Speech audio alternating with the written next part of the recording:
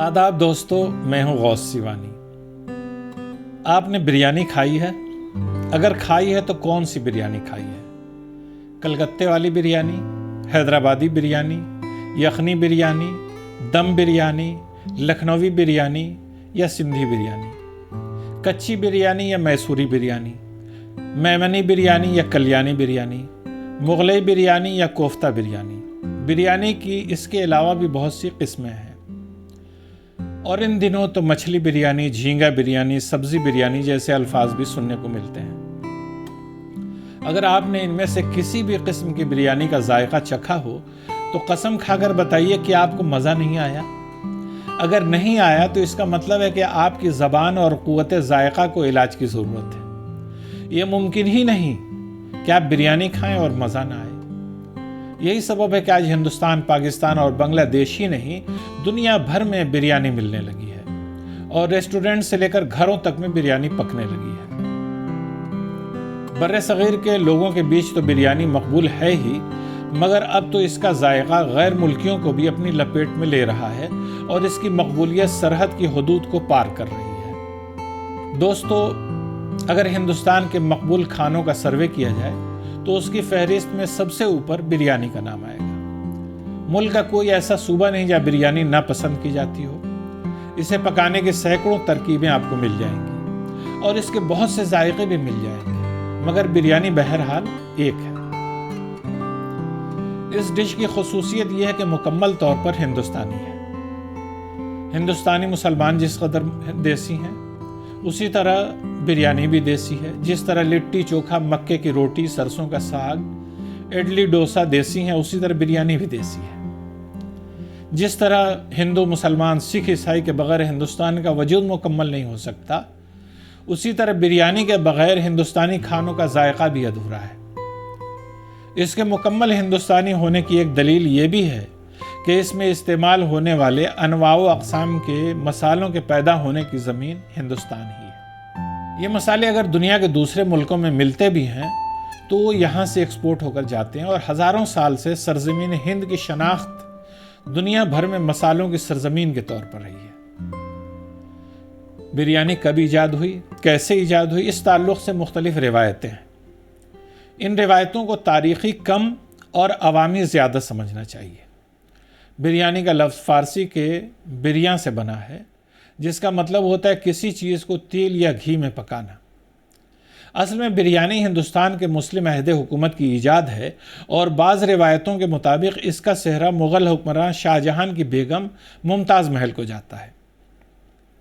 حالانکہ یہ بھی کہا جاتا ہے کہ تیمور لنگ نے وسط ایشیا میں پھیلایا تھا، جس کا زمانہ اس سے پہلے کا ہے۔ بعض لوگوں کا خیال ہے کہ بریانی ایک فوجی ڈش ہے۔ فوج کے پاس ہمیشہ مختلف قسم کے پکوانوں کے لیے برتنوں کا فقدان رہتا تھا، لہذا وہ چاول کے ساتھ گوشت اور تمام قسم کے اجزاء اور مسالے کو ایک ہی برتن میں رکھ کر پکا دیتے تھے۔ اس طرح بریانی کی ایجاد ہوئی ہوگی۔ اصل بات یہ ہے کہ وسط ایشیا اور ایران میں بریانی سے مشابہ جس کھانے کا رواج تھا وہ فارسی پلاؤ تھا، جس میں چاول اور گوشت کو ساتھ ملا کر پکایا جاتا تھا۔ مگر ممتاز محل نے اس سے الگ بریانی ایجاد کی، جس میں بیشتر مسالے خالص دیسی تھے اور یہیں کے خانسا میں پکایا کرتے تھے۔ ایک روایت کے مطابق جب آصف جاہ کو دکن کا نواب مقرر کیا گیا تو انہوں نے اس لذیذ ڈش کو شاہی پکوان کی حیثیت دی اور اسے ٹویسٹ دینے کی کوشش کی۔ نتیجہ کے طور پر حیدرآبادی بریانی وجود میں آئی۔ یہ بریانی آج مشہور عالم ہے۔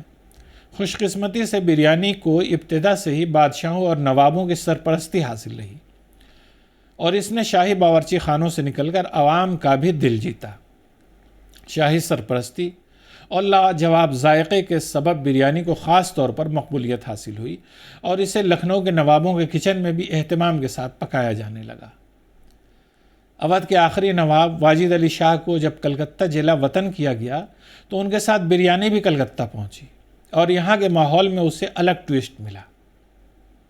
کلکتہ میں ہندوستان کی راجدھانی تھی، جہاں پورے ملک سے آئے ہوئے مختلف فنون کے ماہر اور مزدور رہا کرتے تھے۔ البتہ یہاں کے سماج پر بہار والوں کا غلبہ تھا۔ کیونکہ بہار جغرافیائی اعتبار سے بنگال کے بہت قریب ہے۔ کلکتے کی بریانی پر بہار والوں کا بھی اثر پڑا، یہاں کے باورچی بھی بہار سے تعلق رکھتے تھے۔ کلکتہ کی بریانی میں کئی الگ الگ مسالے شامل ہوئے۔ یہاں ایک خاص بات یہ بھی ہوئی کہ بریانی میں آلو شامل کیا جانے لگا۔ اس کا سبب شاید یہ تھا کہ شہر میں غریب لوگ بھی تھے اور گوشت مہنگا تھا جبکہ آلو سستا تھا، لہٰذا بریانی میں اضافے کی غرض سے یہ قدم اٹھایا گیا۔ اسے بعض علاقوں میں بہاری بریانی بھی کہتے ہیں، اور آج آلو اس کا ایک لازمی حصہ ہے۔ اس میں قسم قسم کے مسالے ڈالے جاتے ہیں اور یہ بریانی ذائقے میں لاجواب ہوتی ہے۔ اگر آپ کلکتہ جائیں اور اس بریانی کا لطف نہ لیں تو پھر سمجھ لیجئے کہ آپ نے کچھ کھایا ہی نہیں۔ کلکتہ والی بریانی ان دنوں دلی میں بھی مقبول ہو رہی ہے اور جو لوگ اسے چکھتے ہیں اس کے دلدادہ ہو جاتے ہیں۔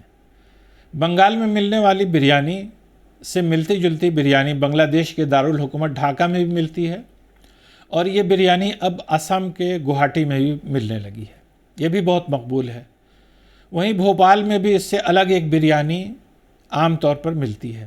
یہ بریانی کافی دمدار ہوتی ہے، اس کی انوکھی خوشبو بہت پرکشش ہوتی ہے۔ اس کے علاوہ آج کل مراد آبادی بریانی اچانک دہلی میں فروخت ہونے لگی ہے۔ راجستھانی بریانی بھی دھیرے دھیرے مقبول ہو رہی ہے، جبکہ حیدرآبادی بریانی میں کچھ نئے تجربے کیے گئے ہیں تو اس نے میسوری بریانی کا روپ لے لیا ہے۔ یہ کام شیر میسور ٹیپو سلطان کے کچن میں ہوا۔ کہا جاتا ہے کہ ٹیپو سلطان کو بریانی بہت پسند تھی اور اس نے اس میں کئی تجربات کیے تھے۔ ٹیپو کے سبب ہی بریانی کا ایک الگ روپ میسوری بریانی وجود میں آیا۔ جب مغلوں نے حیدرآباد فتح کیا تو یہ حیدرآباد پہنچی اور آصف جاہز سلطنت میں اسے قومی ڈش کی حیثیت حاصل ہو گئی۔ یہیں سے یہ ریاست میسور بھی پہنچی اور اسے ٹیپو سلطان کے کچن میں خاص مقام مل گیا۔ ٹیپو کو بریانی کا ذائقہ پسند آیا اور اس نے اسے ٹویسٹ دینے کا کام کیا، جسے بعد کے دور میں میسوری بریانی کہا جانے لگا۔ اس بریانی میں کھٹائی اور ناریل کا استعمال کیا جاتا ہے۔ ظاہر ہے کہ اس قسم کی بریانی ملک کے کسی دوسرے حصے میں نہیں ملتی ہے۔ کچھ ماہرین کا خیال ہے کہ ٹیپو سلطان 20 سال تک حکمراں رہے اور ان میں سے 18 سال انہوں نے جنگ میں گزارے، لہٰذا ٹیپو سلطان اور ان کی فوج کے لیے مٹن، مسالے، قدرتی جڑی بوٹیوں اور کئی اقسام کے میووں کو ملا کر کھانا تیار کیا جاتا رہا۔ یہ کھانا اصل میں بریانی تھا۔ ان کا کہنا ہے کہ کباب میں تلسی ڈالی جاتی تھی، جس سے یہ فائدہ ہوتا ہے کہ جسم میں بیماری سے لڑنے کی قوت پیدا ہو جاتی ہے۔ کیرالہ میں مالاباری یا موپلا بریانی ملتی ہے۔ کئی بار تو اس میں گوشت یا چکن کی جگہ مچھلی یا جھینگوں کا استعمال ہوتا ہے۔ یہاں مسالے تیز ہوتے ہیں لیکن اس میں پڑنے والے مواد سے حیدرآبادی خوشبو ضرور آتی ہے۔ پاکستان میں سندھی بریانی پسند کی جاتی ہے۔ فی الحال اپنی خاص خوشبو اور ذائقے کے لیے مشہور بریانی بر صغیر کا مقبول ترین کھانا ہے۔ یہ اس خطے میں بہت شوق سے کھائی جاتی ہے اور کم از کم 100 قسم کی بریانی بر صغیر ہند و پاک میں پکائی جاتی ہے۔ جو اس کے ماہرین ہیں ان کا ماننا ہے کہ بریانی کو نوابی کھانے کا درجہ حاصل ہے۔ اس کی خوشبو بے مثال ہے اور بریانی اپنے آپ میں ایک مکمل کھانا ہے۔ بریانی کے اصل اجزاء میں چاول، گوشت ہوتے ہیں، مگر اس میں مختلف اقسام کے مسالے ڈالے جاتے ہیں اور علاقے کے اعتبار سے اس میں بدلاؤ بھی آتا ہے۔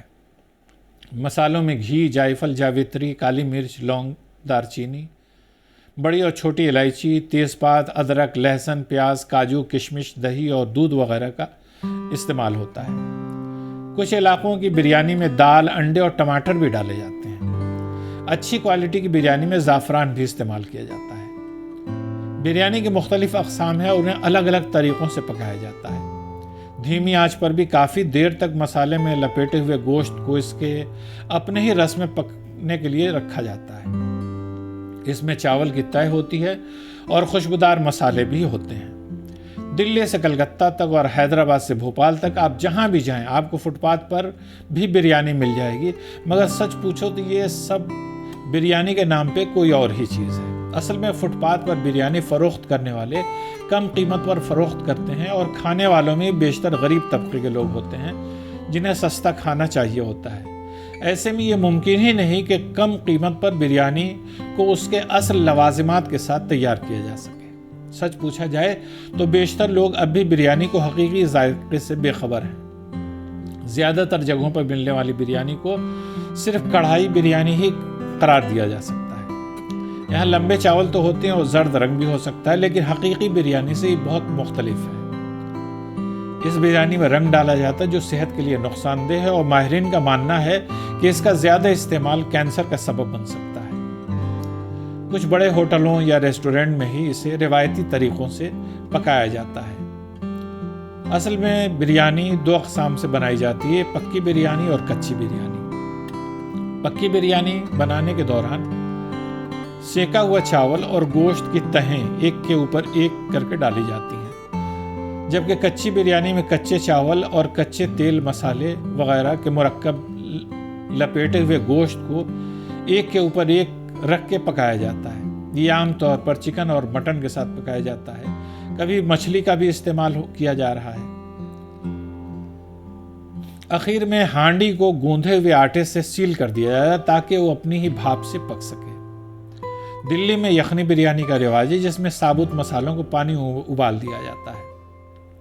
اس میں پیسے ہوئے مسالوں سے گریز کیا جاتا ہے۔ ہندوستان میں سبزی بریانی کا بھی رواج ان دنوں بڑھتا جا رہا ہے۔ سبزی بریانی میں آلو، گوبھی، گاجر، سویابین اور مٹر کا استعمال ہوتا ہے۔ بہرحال بریانی اپنے آپ میں ذائقے کے حساب سے بھی بہت خوب ہے۔